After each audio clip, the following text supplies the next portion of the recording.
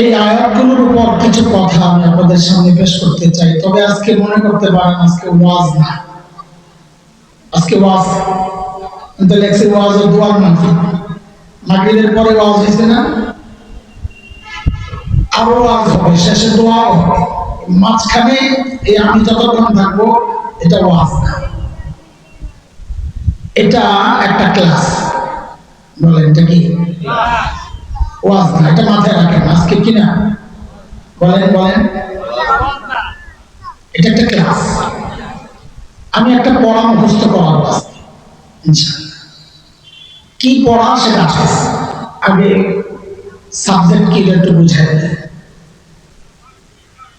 আমি আপনি যখন আল্লাহ থেকে বিচ্ছিন্ন হব আল্লাহর হুকুম অমান্যের মাধ্যমে, তো আল্লাহ তাআলা আমাকে আপনাকে ডাকতে থাকে,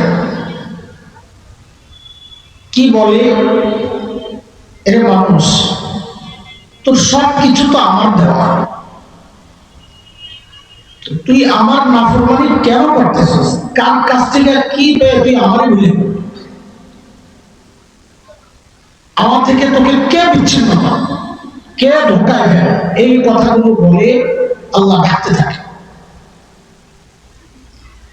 আপনাদের কাছে আমাদের প্রশ্ন, আমার প্রশ্ন, আমার মালিক থেকে, আমার রব থেকে আমাকে যে বিষয় বিচ্ছিন্ন করে দেয়, বাধা তৈরি করে, সে আমাদের শত্রু না বন্ধু? বলেন একটু, সেই শত্রুকে বলেন তো দেখি। আপনারা জানেন, সবাই বলেন তো দেখি। ওরাও জানে না, মাশাআল্লাহ।